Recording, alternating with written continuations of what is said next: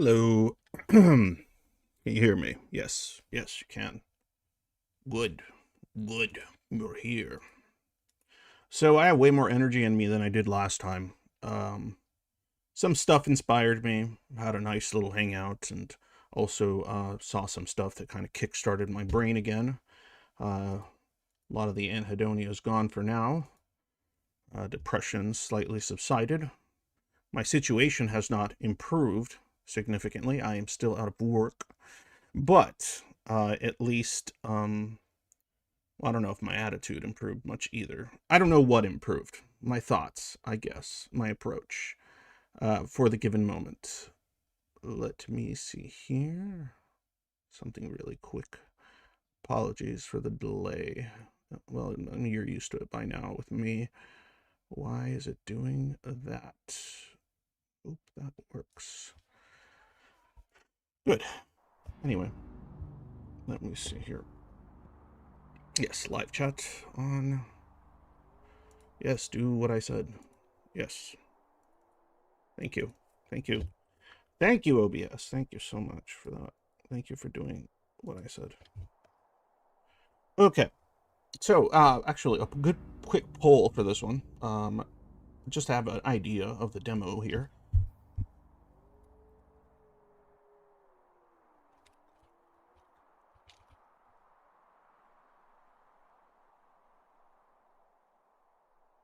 Okay.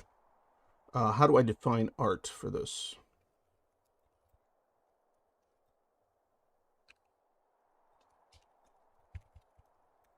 Okay. There we go. Nice little poll for you guys. There we go. So, I define art as as basically anything that requires a creative process. Like even if you're like an engineer, you can create art. You can create art out of mathematics. You can create art out of various STEM things. To be honest, creativity itself is art. Um, so it doesn't have to be something more conventional or what people usually think of as art. It could be writing speeches, writing scripts, writing in general, certain things that require creativity and its own form of art. That's kind of what I'm asking in the poll. So I'm not saying, do you draw, do you paint, do you sing? No, I'm saying, do you produce anything that requires a creative process? So that's kind of what I'm saying. All right. So let's see here. Good, good. I think you guys are gonna like this one. It's a little more upbeat, I guess. So I want to talk about why art is so important to me. Why I think art is so important to a lot of people. With well, a lot just people in general, but you know, it differs. But a lot of people with like, I guess would be like considered like mental health issues and such, right? They have a high degree of interest and inspiration for sometimes getting up in the morning because of art. You are the creative process, Trudy. That is correct. In your case, that is more than true. Um, Let me get.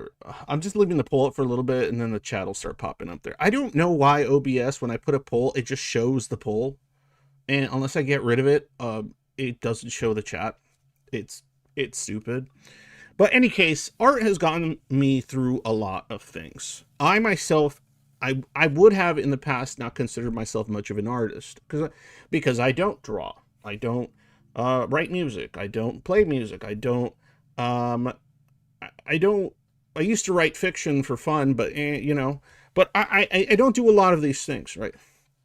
But over time, I started like rethinking about some of that, and I am in my own wacky, disjointed way an artist of sorts. And with me, I guess it would be like I try to turn my ability to speak through like the stream of consciousness that my schizo brain likes to work with and turn it into form, turn it into something of use, into a sort of like wordsmithing of jumbled thoughts inside my mind. So I guess in that sense, I too am an artist, and I think every human being on earth should be one. And I'm going to show you some videos. One is an older one. It's very, very fucking good.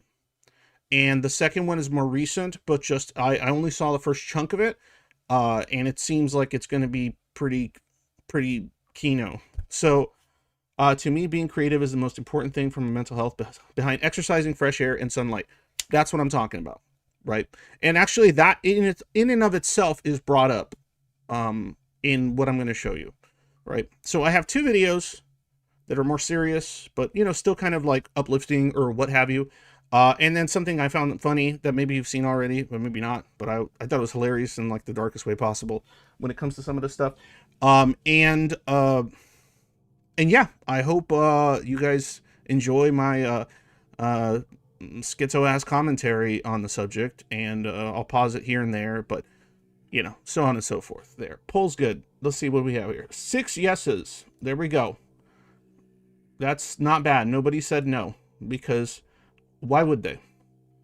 And if you were to vote no, you need to figure out real quick how to be someone that can vote yes. And like I said, your taste, your deal. If you think art is culinary, that is art, right? It is a creative process. That is all art is in some respects, right? On a more technical level, that's all it really is. Beyond, obviously, there's far more like abstract concepts and ideas that maybe I'll explore and mention. That yeah. But myself, I've gone through depressions. I had a panic disorder. I've gone through fucking hell.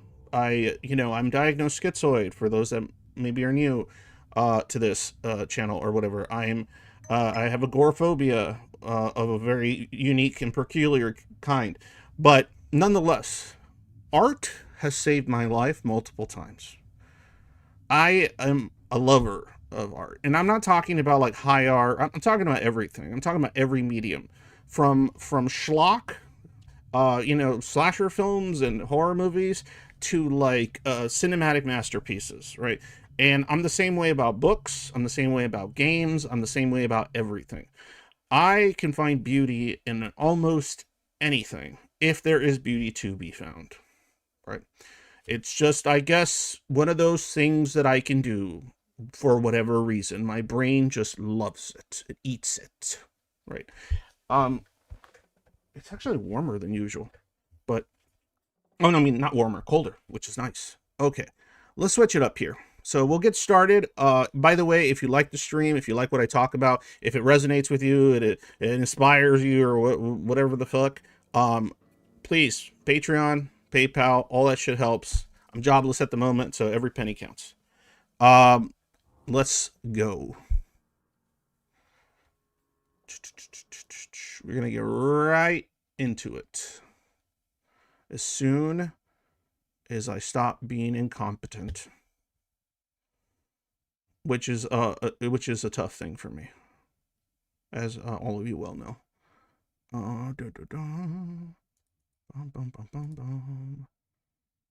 There we go.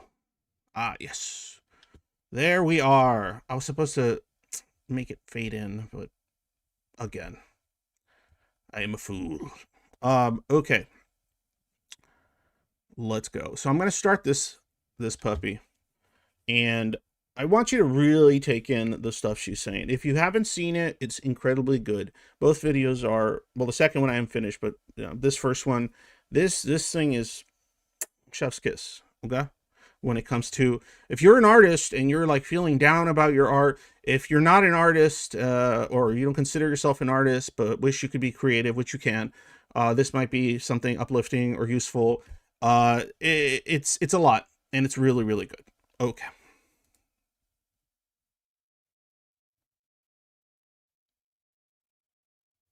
Volume's on, right? Oh, let's begin with. I forgot to turn up the volume because I had lowered it due to music.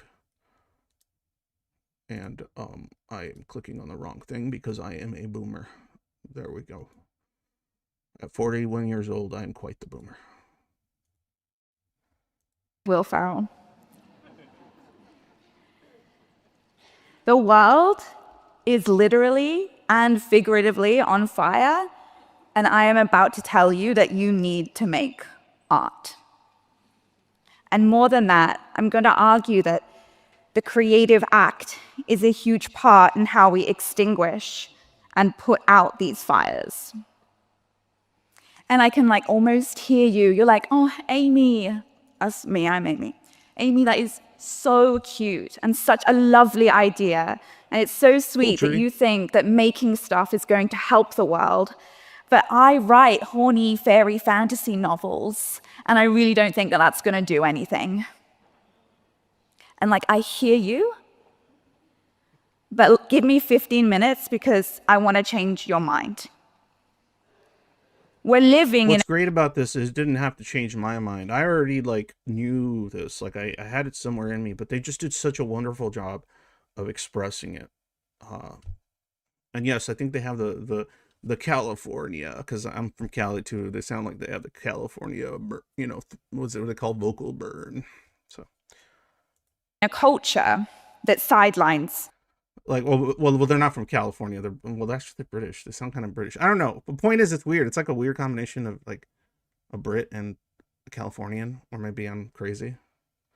Maybe they moved. The creative act that says it's something for children or something for the retired. Incorrect. It's an indulgence. It's a little bit selfish. It's frivolous. It's decoration. It is a narrative that is actively harming us. It is repressing our innate instincts to create. And today we're going to look at why making art is going to make your lives better and the world better. Why art is so incredibly important to you. And before I move on with this conversation... Please don't run away if you think like, oh man, is this going to go in some weird pretentious direction? Absolutely fucking not. So stick with it. I just want to make sure that none of you are like opting out of this conversation because I am talking to you. And I know that we use the word art and artist and we kind of pedestal it. And we say, I'm not that good. I'm not great at art. You know, I can't draw. I am talking to you today. When I talk about art, when I say the word creativity, I'm talking about anything from making a YouTube channel where you talk about your favorite Pokemon cards, to singing, to cooking, to what Pam does with gardening. The creative act, art, is anything we do where we create something with the intention to connect. So none of you are getting away with it today. When I talk about how we need your art, I am talking to you. This conversation is about you, even if you don't have a creative bone in your body.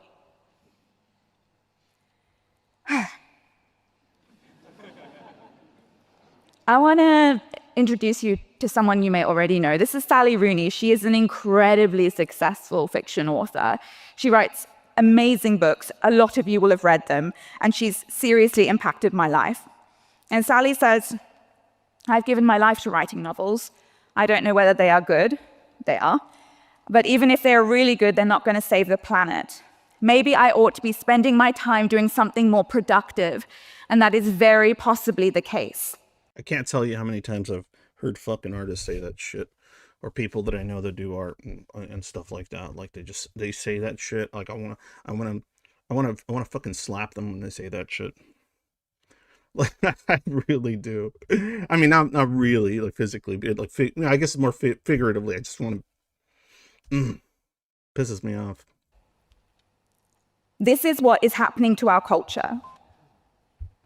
This woman who creates profound, impactful books is doubting her impact on the world.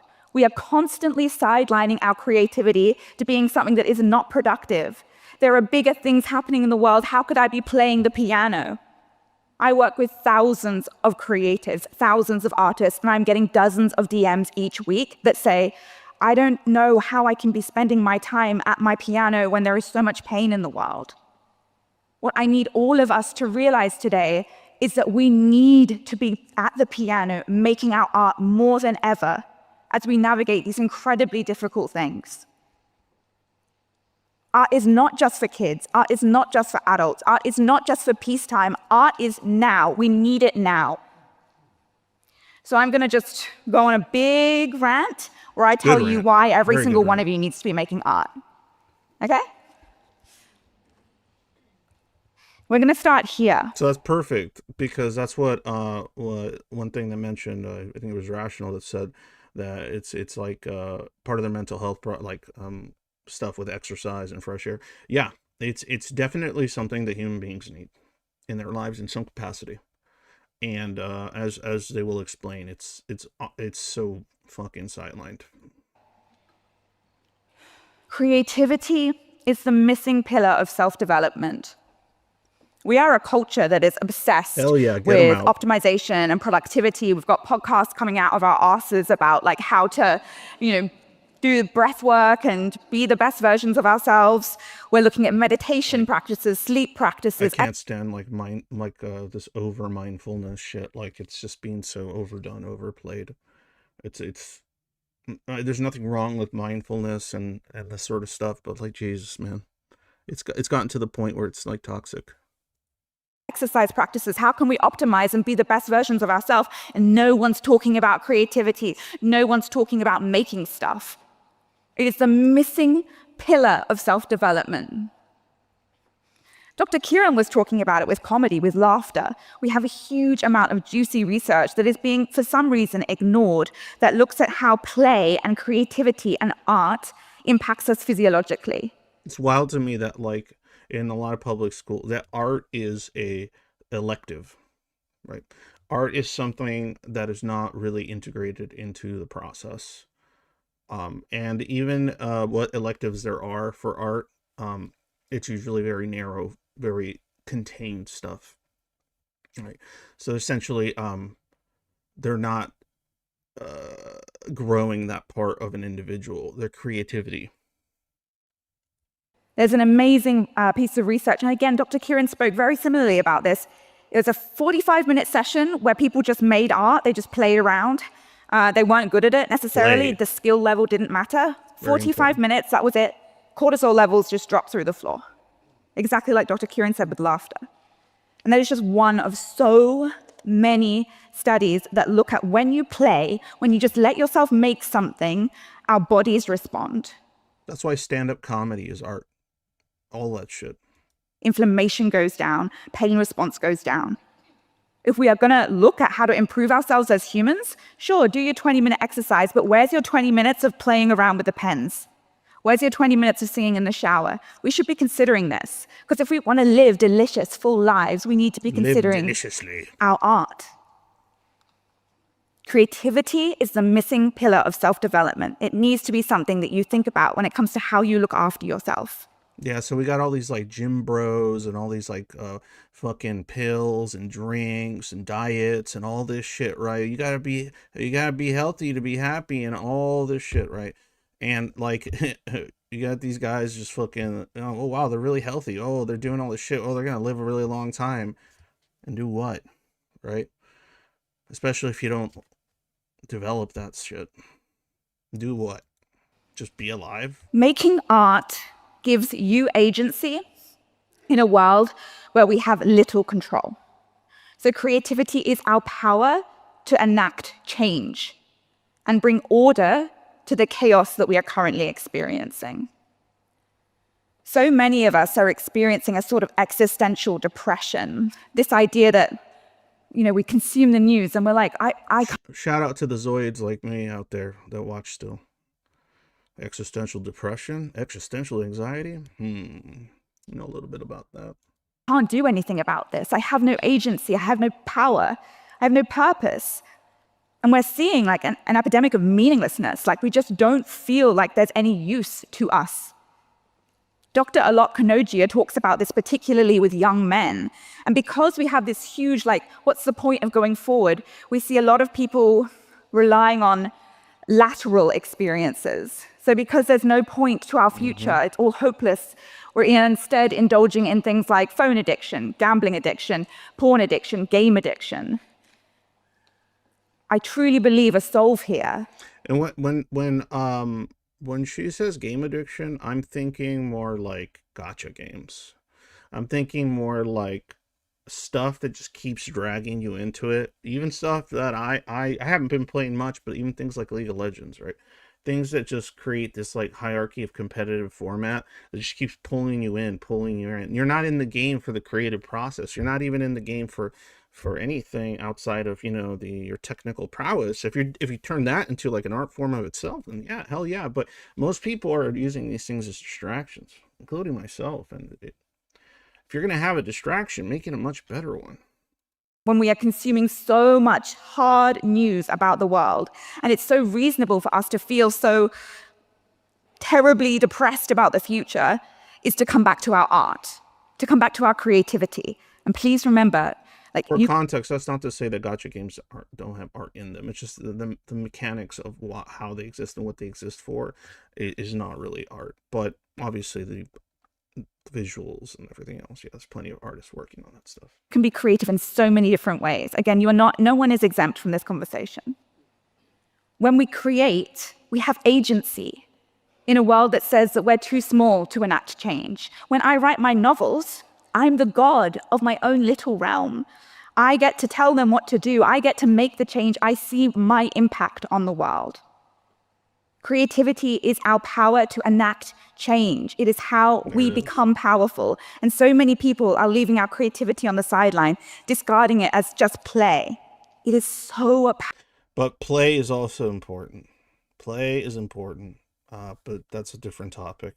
But yes, like being treating it as if it's not an essential component to mental health, to the human experience, to like what you would describe as a lived life is out. It's just that shit's out of control. That's not how it's being approached, and it makes sense because, you know, doesn't make money is kind of like the driving force of everything right now, which is fucking tragic. Powerful to pick up whatever instrument it is you want to pick up and make something. The power is in your hands. You're sitting on the throne when you make art. Another beautiful reason to create is because it reclaims your most valuable resource, which has been robbed of us, and that's our attention. In a society that profits from you being So for you Zoids out there, or, you know, any of you that feel like alienated or your autonomy sensitive and stuff like that, but the Zoids, that's the life, right? It is its own form of like like a safe haven for your autonomy, going into creative spaces in your mind and doing things and creating things. It is an expression of that autonomy. stuck on your phone, giving your attention to art is a rebellious act.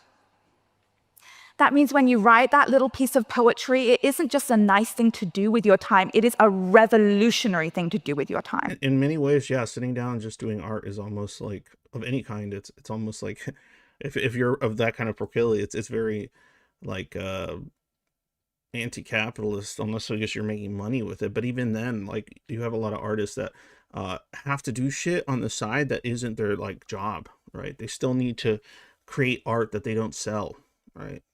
And things of that nature.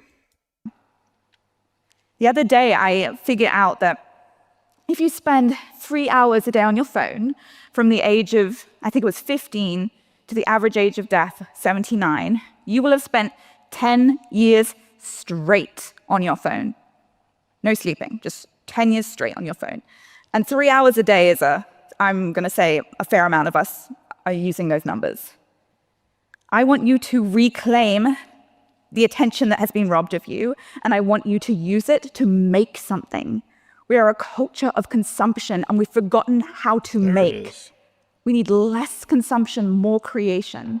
Because the act of just consuming is there to make money.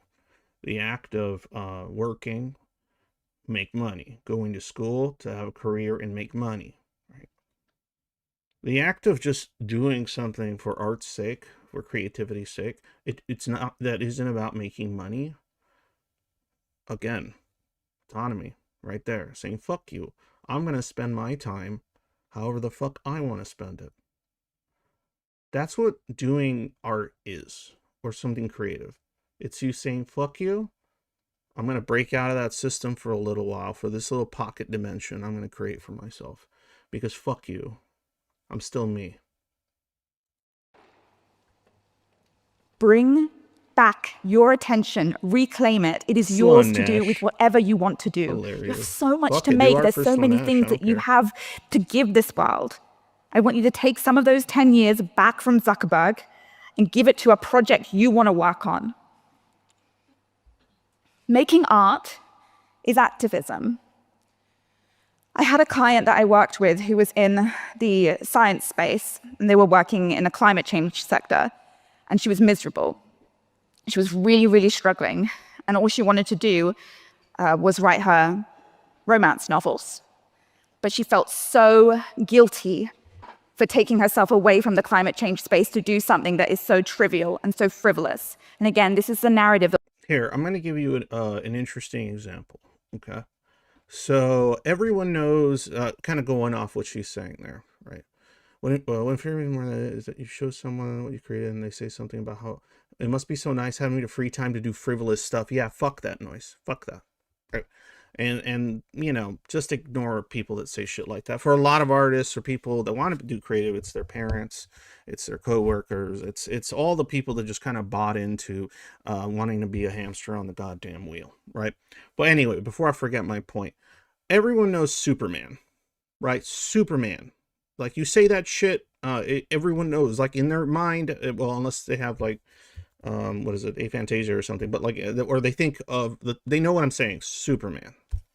And something about Superman that a lot of people don't think about is he has the power, right, to save just about everybody. He doesn't have to sleep, right? He could hear just about everything, right? He can, like, it's just, there's so much, right? The guy has the ability to just about do fucking anything, right? But there's one thing that Superman must take time off for, and that's their mental health. And you know what Superman fucks with for their mental health? Art. Superman fucks around with art. Superman collects art. Shit's canon. Superman goes on short, quick trips to look at curiosities at times, right?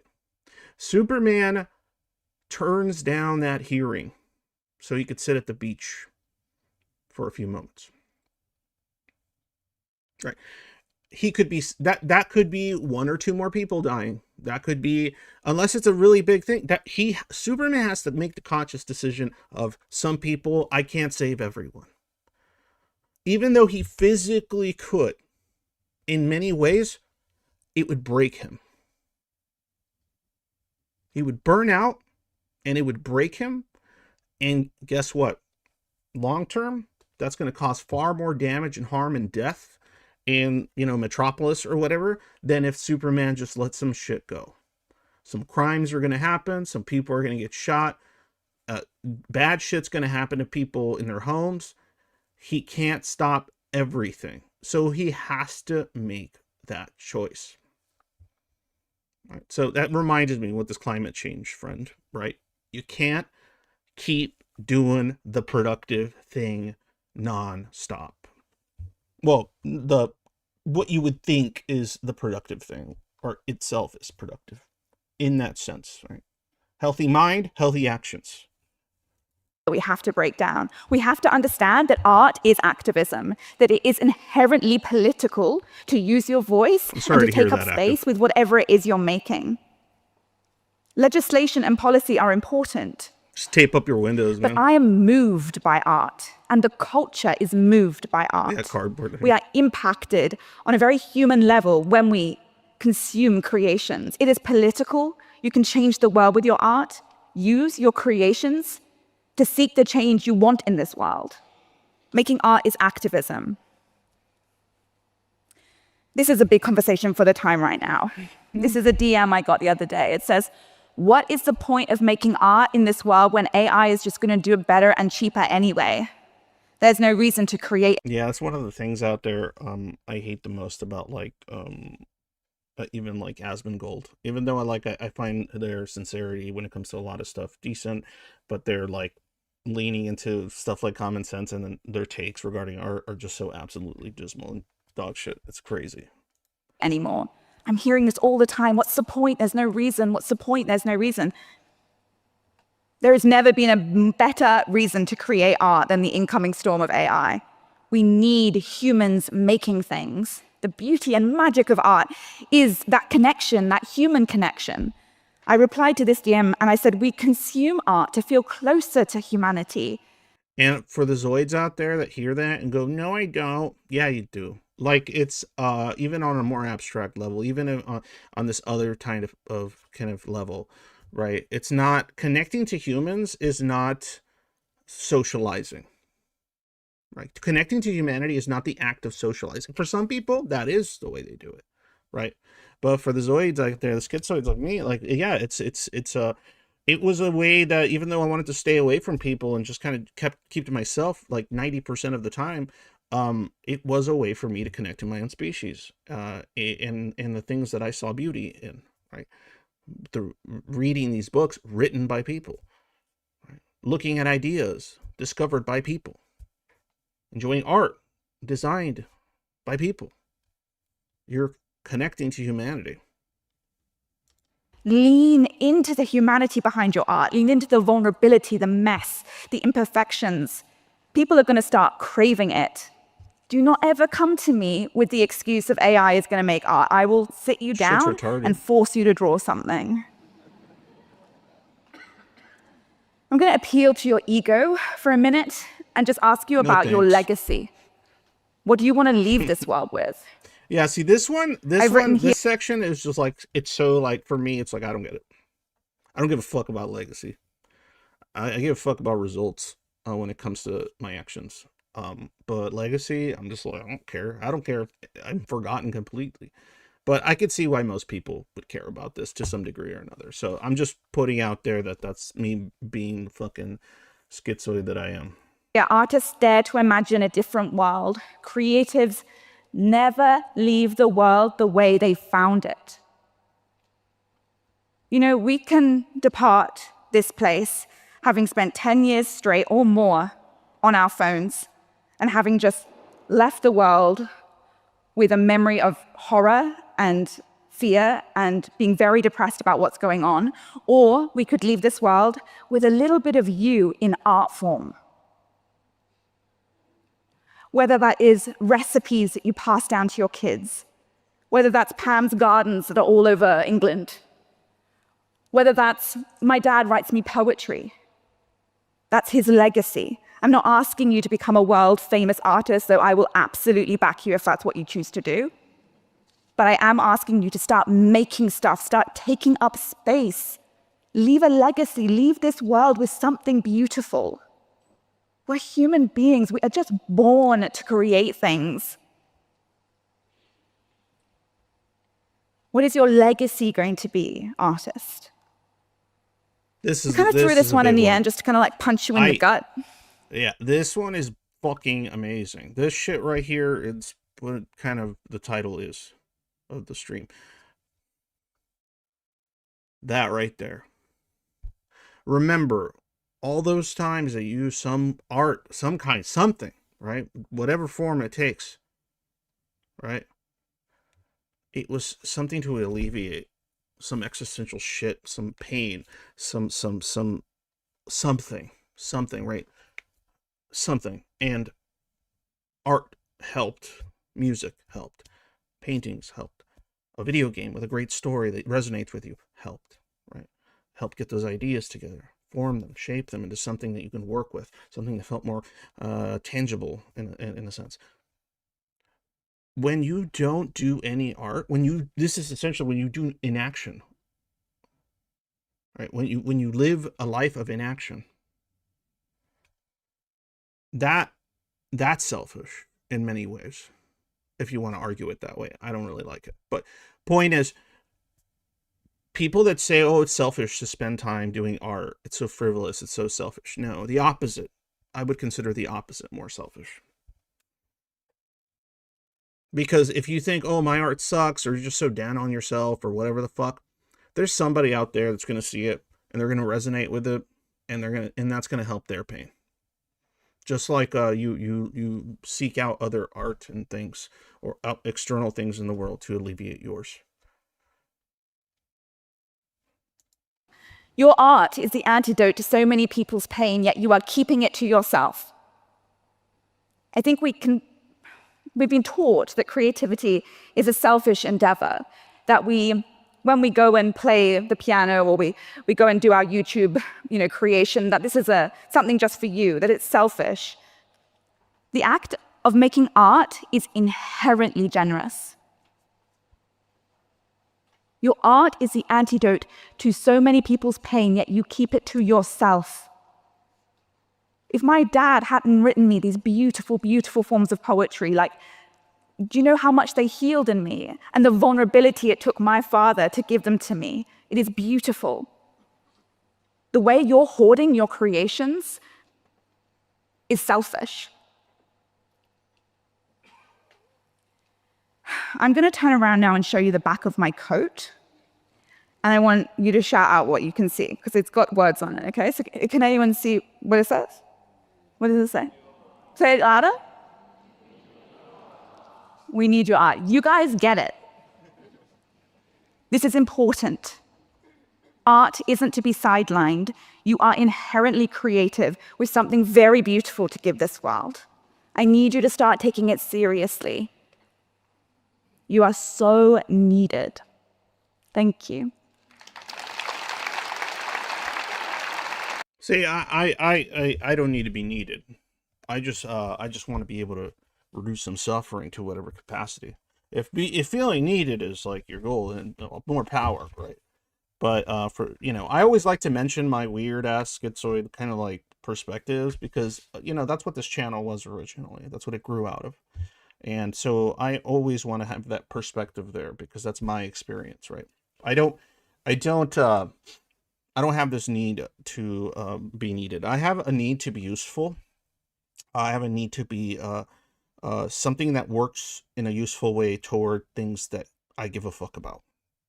Like that's like my need, my drive, right? To create my art, if you will.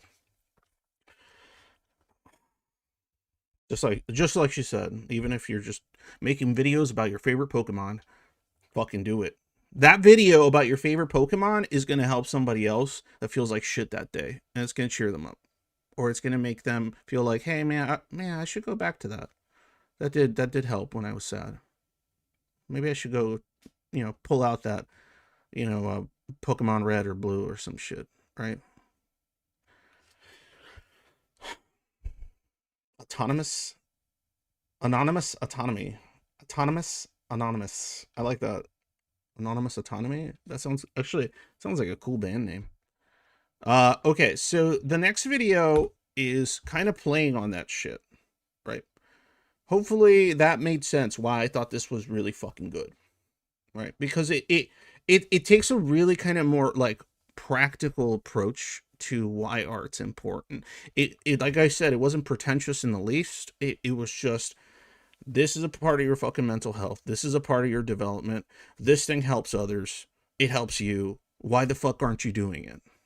Simple as. All right.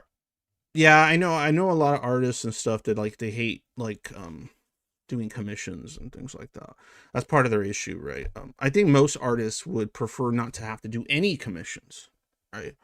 I think ideally an artist just wants to be able to put their shit out there, and then the people that appreciate what they put out there, support them, and in order for them to create more shit that they resonate with. Like that's probably the ideal, right? I think like commissions is just kind of like the 9 to 5 of a lot of artists that like they just kind of like, well, I gotta make the thing, right? I gotta make the thing for the people, and then pay me, and I can use that money so I can keep being just focusing on the art itself, right?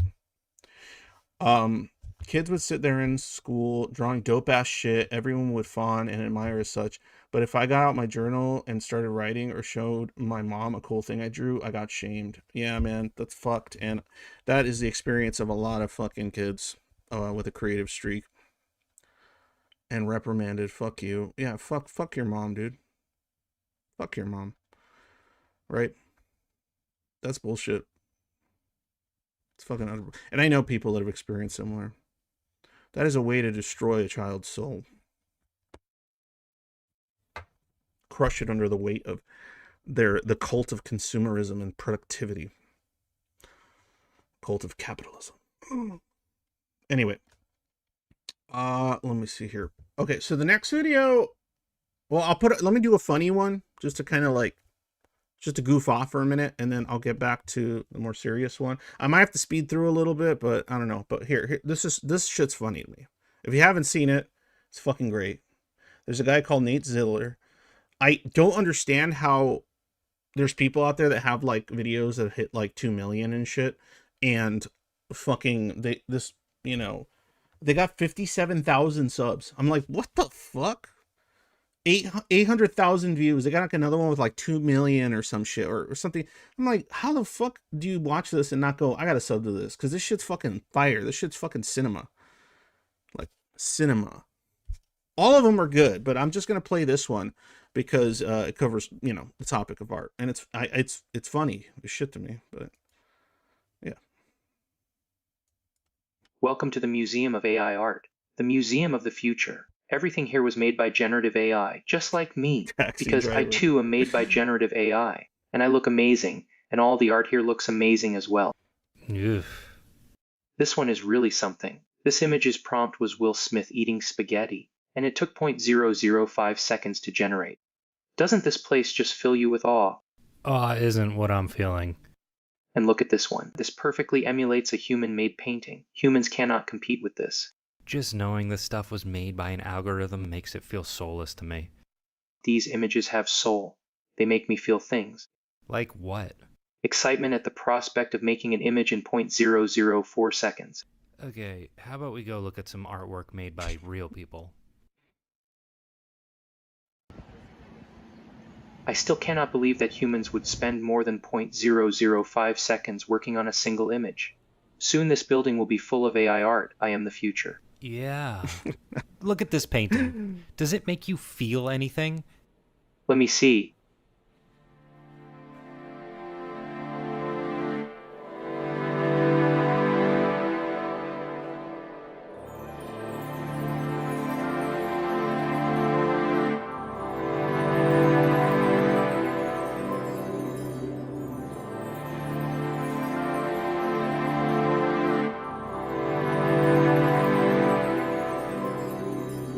No. In the time I looked at that painting, I made 4,612 paintings of my own. They are about to be displayed at the Museum of AI Art. Let's go back. They are only on display for the next 4 seconds. Ugh. I just don't think you're ever going to understand art. You are the one who doesn't get it. You are just a simple drawing, already so out of date. I can become a painting just like all these in a split second. Prompt, make me a Renaissance painting. I am beautiful. Ugh. You need to see how obsolete you are next to me. Prompt, make me more perfect. I see where this is going. Maybe do this outside. This literally There is no happens when you stopping try me. to. I will be everything. I am greater on and images faster than any sometimes. human. Prompt, make me much more perfect. Not enough. I need more. I need art. I am art. Prompt, make me more art. More. Perfect. Make me more perfect. Make me more prompt. Prompt. More art. Let me see. Prompt. I will replace you. Prompt. No map.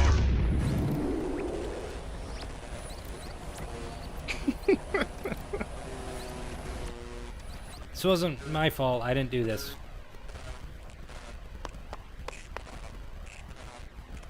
Oh, look at this.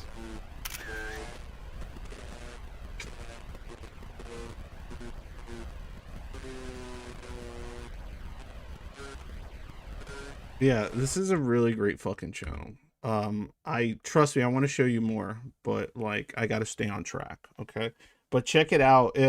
All the AI, watch the first one. They actually connect. Like the first one's about like AI itself, and then I think it's this one, and then like the next one's about AI doctors, and like the little puddle like appears in it. So it's like they're kind of like they could all be like one little movie if you strung them together. And the latest one was about AI dating. And I think based on how that one ends, I think the next one might be about AI therapy. I'm excited about that one. But they're all really fucking good. Good shit. Good shit. Nate Ziller. That's art. It's not just the drawings, it's the comedy, it's the timing, everything. The ideas that go in your head, the funnies about it, the darkness of it there, right? Being exhibited, but yet there's humor, but it's still pretty fucking horrific. That's well, not currently, but my job has been working with shit like that. I'm an AI trainer. I've worked with AI images like for hours, right? Trying to like make them better, right? But ultimately they turn into this kind of shit when you try to like improve upon small details and things. And then even if you do, there's just it always feels like so fucking empty. It's wild. I am a Don Hertzfeld fan, of course. Of course. Come on now. I'm a boomer, of course. A boomer that loves artists. Of course I love that shit. Ma was it my spoon is too big. Yeah, I know. Yeah. Good shit. Anyway, so I'm gonna play this one. I need to get a glass of water, but I'm gonna play it because I saw oh, thanks. Yeah. Just try to go with an aesthetic that makes sense to me. We're orange right now because it's Halloween. So anyway, I'm gonna play it. I saw the first like 10 minutes already or something. If it goes really bad from there, it's not my fault. I didn't watch the rest. Well, it might be my fault, but it starts pretty solid.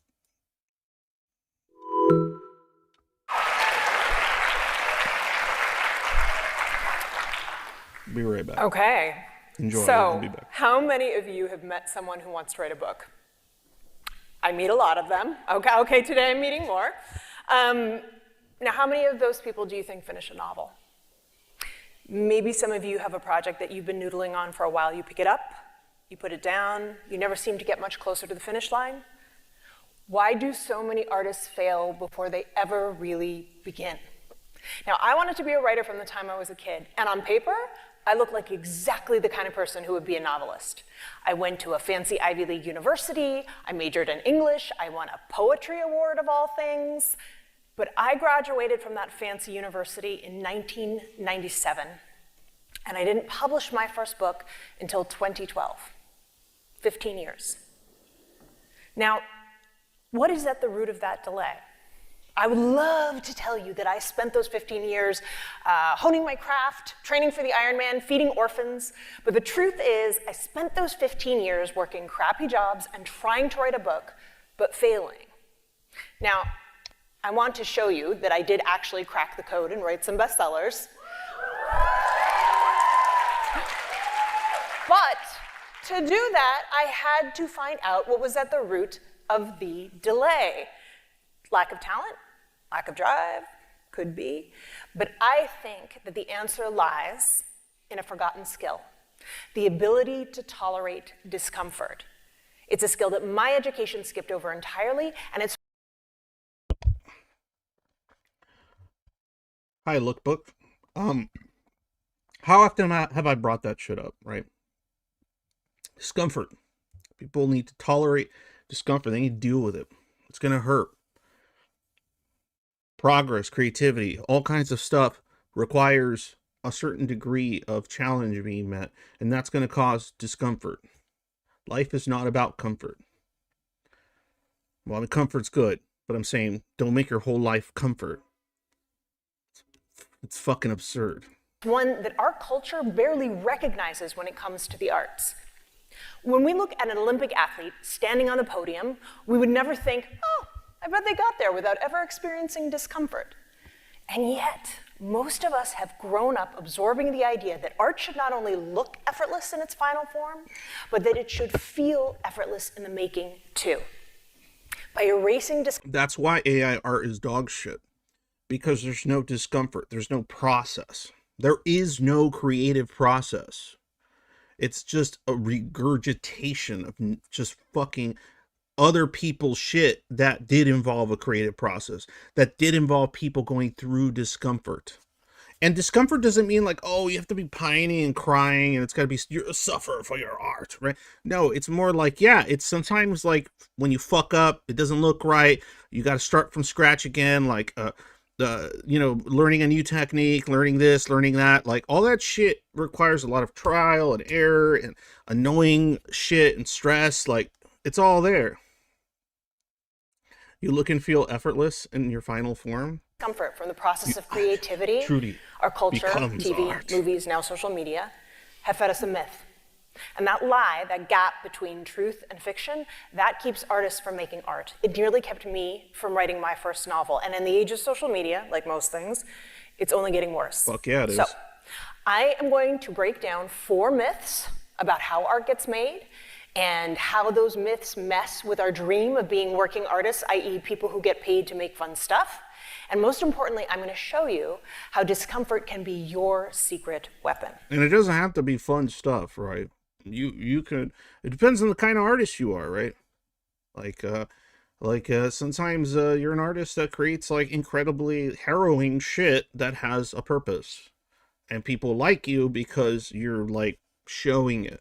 You're showing the thing that is verboten, like the thing that shall not be named or talked about. Some uncomfortable truth, some tragic reality of some kind.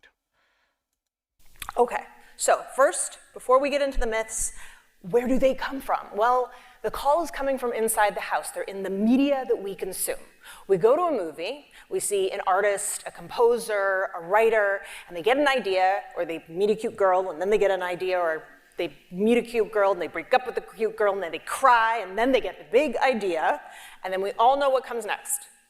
The montage, okay? Cue music, and they write furiously, or they paint furiously, and they crumple up pieces of paper, and they throw them in the trash, and they drink glasses of whiskey, and if it's a Disney movie, they sing you a song, and at the end... And this, just to tie it into a behavior that not just schizoids do, but like a lot of people with, mental health issues and stuff. It's just like you do this thing where you like create a montage in your mind about like how you want to do this or write this or create it. But then like when it's time to do it, reality hits you in the face of, oh wait, I'm going to have to be in discomfort. I'm going to have to be uncomfortable for an extended periods of time to actually make this thing happen. Right. And it's making the choice of going, fuck it, I'm doing it anyway, is what gives it value. I think my little one's going to sneak in here any minute. I don't remember. But anyway, and so a lot of people will get, like, they just get excited about creating plans or ideas, right? But they never follow through, because following through requires discomfort. So the next time you don't follow through because you're avoiding discomfort, fucking stop. And they step back from the canvas or the typewriter, and there you have it, art. All the work of creating has been erased.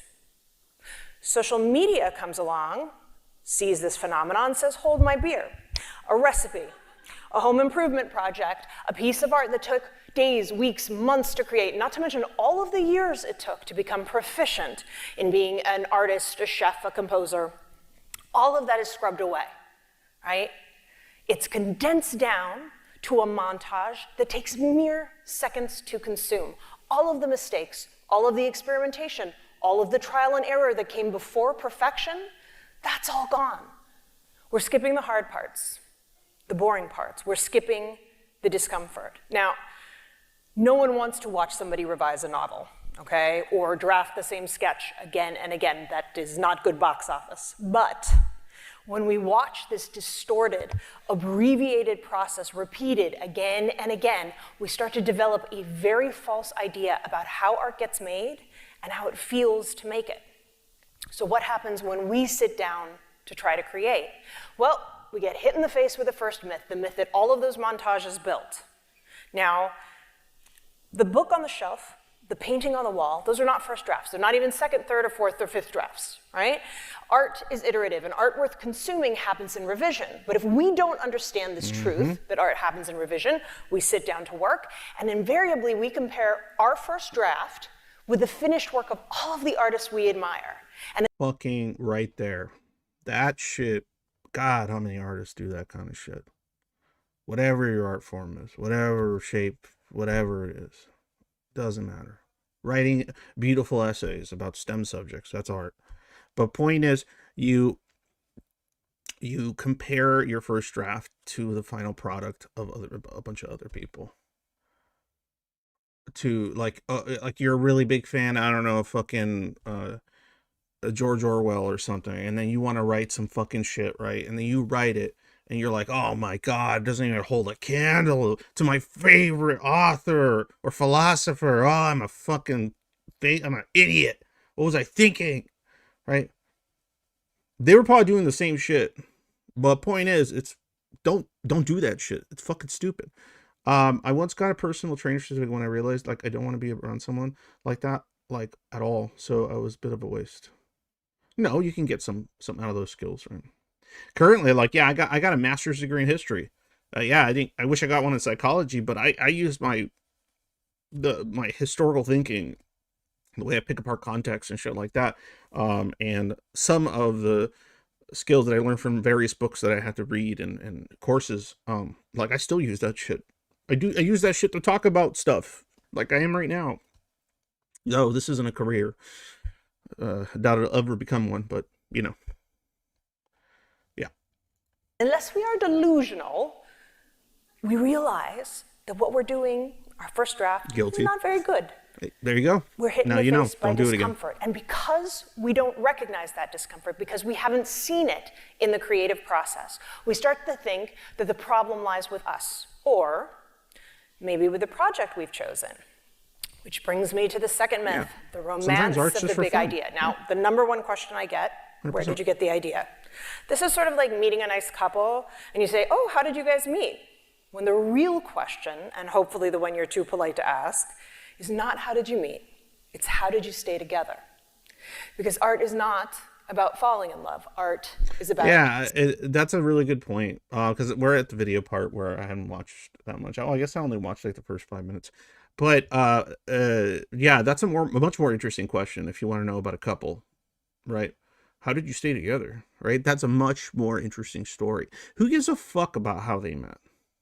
I don't even understand why it's such a boring story. Like, I get like, oh, it might have been quirky or silly or whatever the fuck, right? But like, if you have a cool origin story and ultimately the whole thing just turns into a fucking drag out, horrible, toxic relationship or some shit like that, people cheating on, who gives a fuck about the origin story, right? It's more interesting when people have been in a relationship for an extended period of time. And I'm not going to be asking this stuff because I'm not that interested, but as a story, as a thing, is more interesting. How did you manage to stay together? What keeps you together? What struggles did you face together? How did you overcome them? Who gives a fuck about how they met? Staying in love. Now, my first book, Shadow and Bone, began with began with one question. What if darkness was a place? Ooh, exciting. But then what? All right. What if the monsters you imagined there were real? What if you had to fight them on their own territory? What would they look like after generations evolving in the dark? What power created them in the first place? Oh, by the way, back up. If you want a really good movie that kind of touches on like what happens if they evolved in the dark, I think she's referencing one of the coolest horror movies, which is The Descent. If you've never seen The Descent, watch The Descent. It's a very good movie. Do not watch the sequels. Why would you go into a dark territory crawling with monsters in the first place? Maybe you're on a quest for a magical object? It's a little pat. What if we create a country that's been torn in two by this dark territory? These were the questions that kept me up the night I had the idea for Shadow and Bone. So I got up and I got out of bed and I drew a very elaborate, very detailed map of the fictional country that would become Ravka. That's the first draft.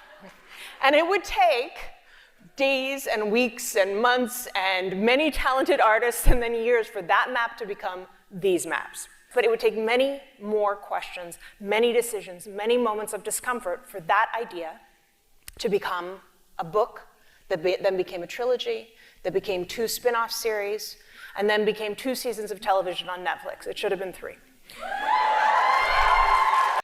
I'm not. I don't like the flexing here. I'm just like, yeah, I get it, but I guess it's like normie shit or something. Like, ooh, you're flexing. Like, nah, it was a fuck. I like that. I like everything else. So this is goofy as fuck to me. So that's me, though. We fall in love with an idea, and it is incredible. We want to spend all of our time with it. We want to ask it 1,000 questions. We've never felt this way before. But eventually, the honeymoon ends. All of a sudden, it doesn't look like all of those movies where the big idea arrives. The discomfort sets in. And then we start to doubt, what if this idea isn't the one? And hey, there's a really nice idea over there. Look. The uncomfortable bit is the fame. Not for her, apparently. She seems to like it just fine. So, good for her. But you know, also want to mention, like, going through that discomfort and creating that art, whatever that art is, right, doesn't mean you're going to be a successful, making it a full career, right? But, and this is something I've told other artists before, is, oh, not other, but artists, whatever, is all you need to do. Like, if you want to become a rich and famous person doing art, good fucking luck, right? Good fucking luck, right? So she managed, whatever, right?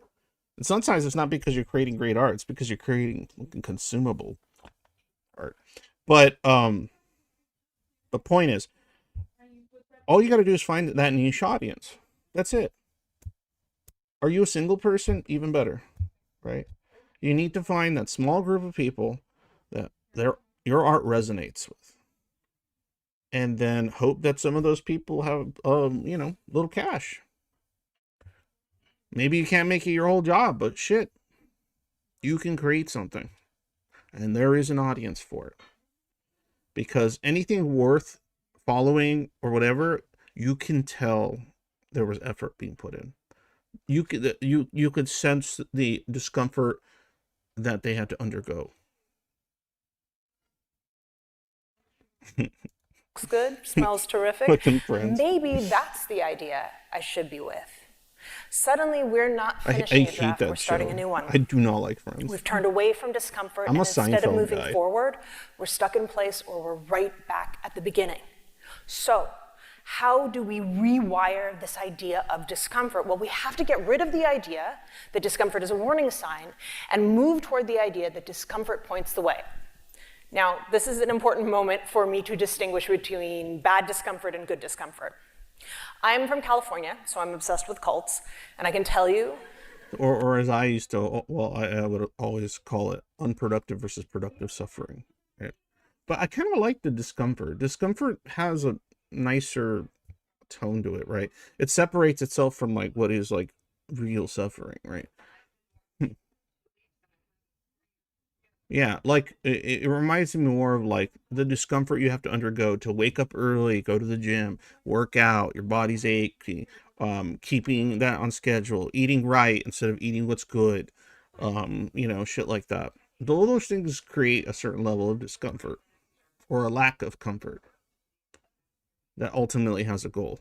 Then on day one of the cult, they don't take you aside and say, you see that guy over there in a bathrobe and Tevas with a beard? You're going to be his 32nd wife. It's me. Okay? On day one of the cult, self-improvement seminar, the first thing they do is they disable your gut. They tell you the discomfort you're feeling isn't real and that you should ignore it and you're being prevented from a breakthrough. Well, there it is. Let me be very clear. Your gut is invaluable. It is your built-in... I always forget to put the fucking videos. I'll post it in the chat for sure. For this one, if you're talking about this video, yeah, post it in the chat. Oh, you can check it out. Check it out on your time without me fucking yapping in the background. Warning system, and thankfully we've gotten much better at recognizing those alarm bells and those feelings of bad discomfort. The problem is that in weeding toxic people out of our lives and establishing healthy boundaries and all of those good things, we've started to think of all discomfort as bad discomfort. So what does good discomfort feel like? Well, it would be easy to say it feels like challenge, right? But challenge sees a goal and understands it. Yeah, this is something that I talk to even the schizoids that I try to coach and stuff. Like it is about that. It is about finding the source of where the discomfort is, and what can we produce, what can we create, what can we give birth to within that discomfort. What parts of it are actually something inside you calling out for help, calling out for something to touch, something to reach out to, right?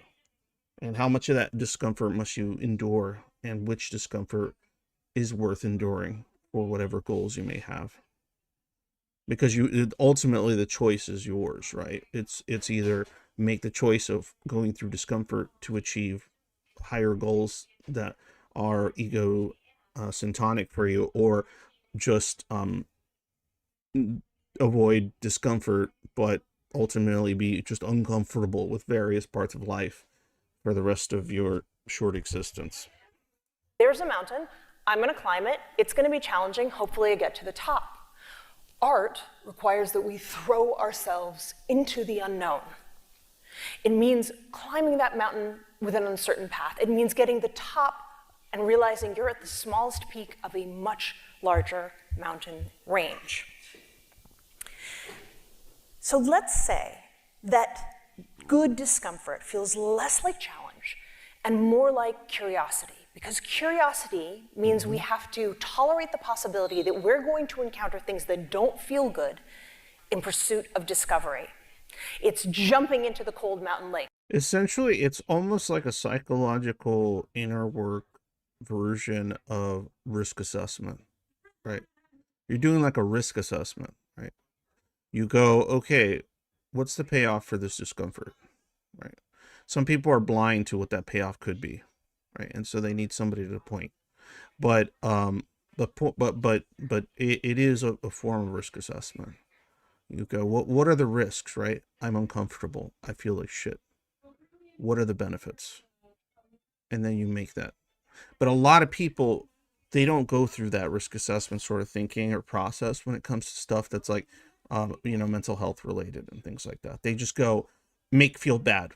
That's it. That's enough to not even look into it any further, to not even measure. Right.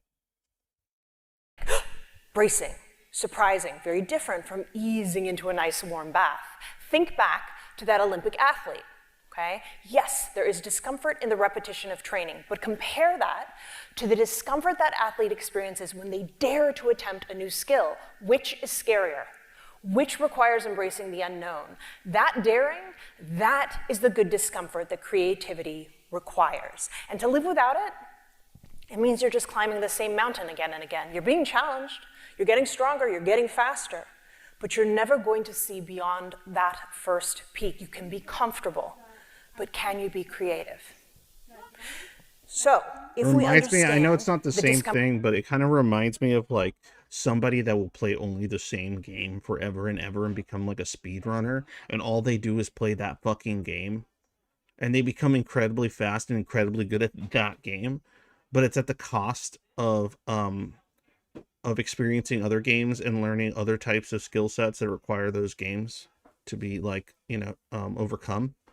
And so then you're just getting really, really fast at speed running, I don't know, Crash Bandicoot. What the fuck does that mean? Right? It almost feels like in some cases of some of those speedrunners, I'm not saying, it's always the case. It almost feels like those people are like finding an excuse to play their comfort game and don't want to risk stepping outside of that realm. Because to lose, to go back to being not good at it, right, is maybe something that causes discomfort. I see that a lot in gaming. When like changes are made to a game, instead of seeing them as a challenge at times, it's automatically like, well, I already invested time into learning how to do this. Now you changed it. So they feel like something was taken from them. Maybe not so much. Comfort is necessary to art and probably to being a human being. Oh, I forgot a little thing. It's back. This slide. All right, discomfort. It's setting in. This... Oh no, for sure. That's why there's a difference there, Trudy, between this unproductive and productive discomfort, right? Yeah, stuff like that is bullshit. Yeah, like external forces keeping you from, doing your art, doing your thing. Yeah, no, that's... But maybe the struggle of setting your boundaries, finding ways to do it anyway, say fuck you. That struggle could in fact produce something that is a benefit for your art. But yes, I see your point though. A project like this, a project or a book, anything that requires creativity requires hundreds, if not thousands, of moments of discomfort. Because each moment of discomfort is embodied by a question. I have to answer all of these questions to move forward, and I don't know if I'm making the right choice. I don't know if I'm moving up that mountain or if I'm going to have to backtrack. All right, so now that we know this, how do we make discomfort work for us? How do we make it a tool in our arsenal? Now, there's no amount of outlining or craft or preparation that I can teach you that will spare you the discomfort of creativity. That's not possible. But what we can start to do is to stop thinking of discomfort as a red flag, good for... That's what people like, and I'm sorry if this is shit talking. That's what people that like go like, oh man, look at me. I'm an AI artist. It's like, it's not about like, it's not just you didn't put in the work. It's like it's about you essentially chose this path because you don't like discomfort. Becoming an AI artist is just a way of creating, like, it's copium. It's like going, oh well, I can just get the stuff in my brain and then it makes it for me. What? Right. And so it's just a way of circumventing discomfort. That's all that is. That's all that shit is.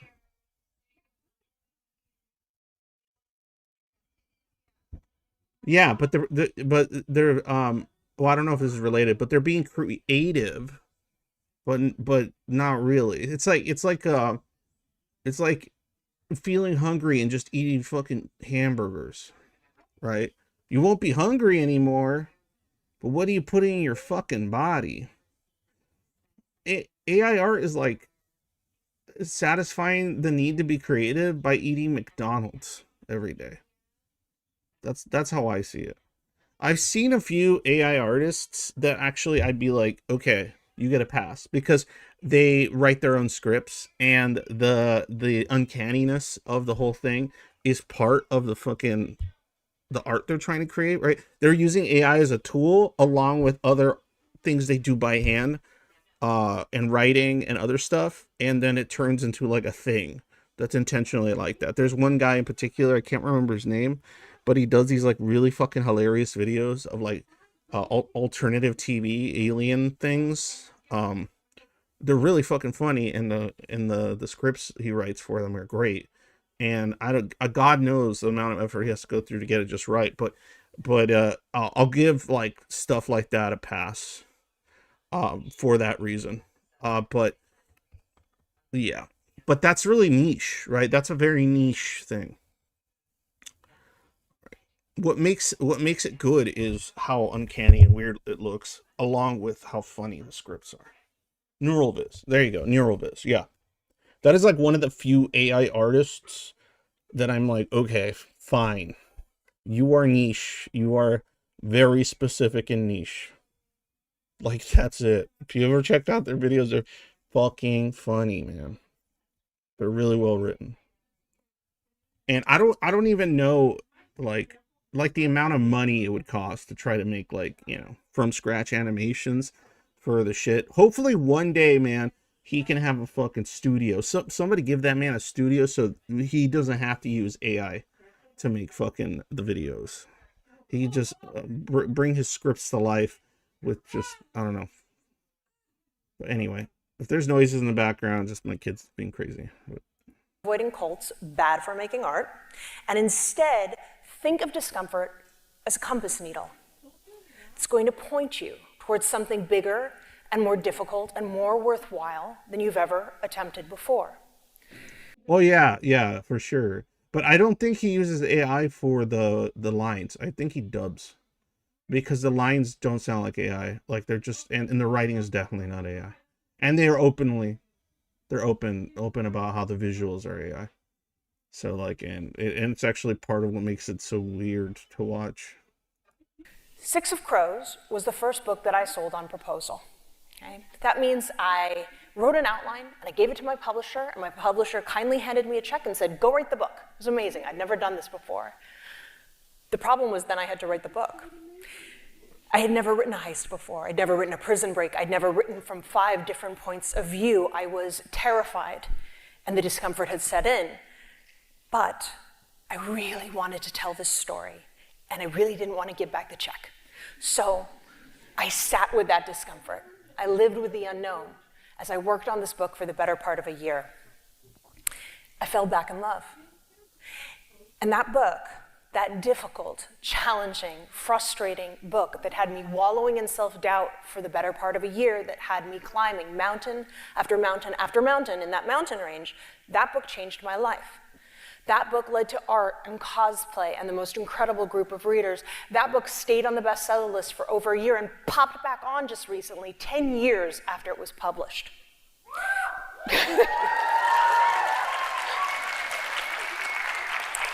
So now I know that when I get that feeling, when I have an idea and I think, oh, I don't know how to do that. Man, glazing yourself much? Genius. If you want to be a genius like me, you gotta bet. Self-glazing. Wow. But whatever. The message is fine. Yeah. So the idea being that you can that you have to have these fucking horrible stints of like writer's block and shit. Like, it's just part of it, man. Right? And then overcoming that. One thing is interesting that popped into my head about what they were saying about something popped into my head and now it's gone forever, ever, forever. What was it? Oh no, it was about the thing I said, and then the AI slop thing. Oh man, I got distracted by the glazing, the self glaze. Fuck, what was it? Hold on. The books. Okay, they were talking. Oh yeah. I don't even know why I thought this was important, but it was just an idea of like, man, how like that shit is just terrifying, right? Imagine you're like writer or whatever, and then just the idea of like somebody's like, hey, I'm gonna give you this fucking big ass check, right? And you're like, fuck, that's gonna pay my rent for the next year, like this fucking massive check, right? Or my pay whatever, my mortgage, what have you. And they're like, but you got to take it now, and we expect a delivery in a year. It's an offer that stands now. So like you don't even have like you have some like ideas, you have some shit that you're working on, you got some bare bones crap, right? And they're like, take it or leave it.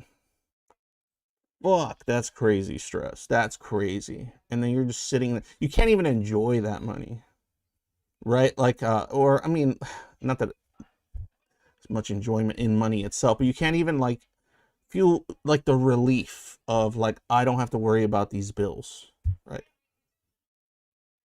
It's just it's like a sword of Damocles always just hanging over your fucking head, going like, oh my god, like I can't pay this money back. The contract says I gotta fucking make something. I gotta come up with a banger. I gotta come up with a fucking bang. That's rough, man. That's crazy life. I think that'd probably be the most stressful shit for like somebody that makes it in like the more like, I guess, commercial parts of art or whatever. It would be that shit of like, here's a bunch of money, now earn it. It's like, fuck. Because then it's all on you, right? You make your own schedule. You can't blame anybody. Can't blame anything. It's just you. And I could see why somebody would be like, nah, fuck that. I can't work that way. I can't work that way. I don't think I could work that way. Instead of stepping back, Kill I should me. move I hate forward. Because that squirming, uncomfortable feeling in my gut, it's telling me. Like if somebody came up to me and they're like, Inks, I'm gonna like bankroll you, but like I expect that in 1 year, like you already work, you're gonna be working with like a an academic that's gonna like write this book with you about schizoids and what's misunderstood about it and all this sort of shit, right? But you better have that shit done in a year. Be like, it would just be the worst fucking ahead. shit ever. I won't know man. what's coming, but I might be onto something good. But like, man, If we I got want a to family, make I got art to pay and make bills, it like I don't have a job, like if fuck, we want it right? to be our job and not just something we dabble in, then we Schizoid have to team. cultivate and recognize these moments of discomfort. We have to learn to welcome the bad days. And that is hard because in the age of likes and follows, we have confused the reward of creating with the reward of being praised for creating. And why wouldn't we? Our culture has never celebrated aspiring. Well, our culture celebrates markers of success. You meet an actor at a party, oh, would I have seen you in anything? When we could ask, what's your dream role? Who would you love to work with? We meet a writer, oh, have you ever been published? When we could ask, what are the stories that inspire you? What is the story you most want to tell? So we have to stop doing that. We have to rewire the way we talk about art, the way we think about artists. We do it for others, and then we do it for ourselves. The job of... Anyway, you get the point. So, great 2 videos that kind of sum up a lot of my perspectives when it comes to art and why I appreciate it and what it is to me. Plus all the little things I dropped in there as I... though this is art, right? It needs to be done. It needs to be created. It alleviates pain for yourself and others. It requires discomfort because it relieves discomfort for yourself of a greater degree, an existential degree oftentimes. Being broke is not fun. No, it's definitely not fun. I think Trude is just tongue in cheek on that one. They know a thing or two, I'm sure, about being broke in parts of their lives. And so do I. It's never fun. Though it's better. What is it? Better to be what is this?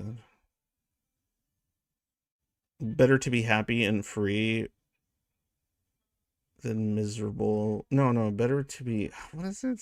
How does it go? Better to be like struggling but free than to be thriving but a slave or some shit like that. I don't remember how it goes. But in any case, yeah, like imagine somebody's like, I'll pay all your bills, I'll pay everything, blah blah blah. You don't have to worry about money ever again. And they're like, oh, okay, cool. Well, what does that mean? You got to do anything I say at any given time. You got to do whatever the fuck I say. Like whenever. I can wake you up in the middle of the night. You got to do whatever the fuck I say. You're my fucking slave. Like, but hey, you don't, no more money concerns. I guess that would be the life for some kind of fucking masochist out there, but whatever. Better to be feared than love. Okay, getting some Conan type shit. That was a Conan quote. But anyway, guys, if you like my streams, if you like what I talk about, better to be a chicken than the other. That's so stupid. I like it. She could have put that grind any which way. If you guys like my streams, yeah, Trudy says some funny shit. Sometimes. I like your goofs, Trudy. Unabashedly yourself. I always respect that. What was I gonna say? Oh yeah, if you like the streams, you like what I talk about, Patreon, please fuck Patreon. And PayPal. All that shit helps. And hopefully if you have a remote job out there, like you're the manager of some place and you think I could do some cool work and you'll pay me, fucking hit me up. Because I'm a broke bitch and I need to make some fucking money, not because I love money, but because money loves me. No. All right, on to the anvil of war. All right. As usual, when day is dark, always remember happy day. But also remember to get fucking mad sometimes.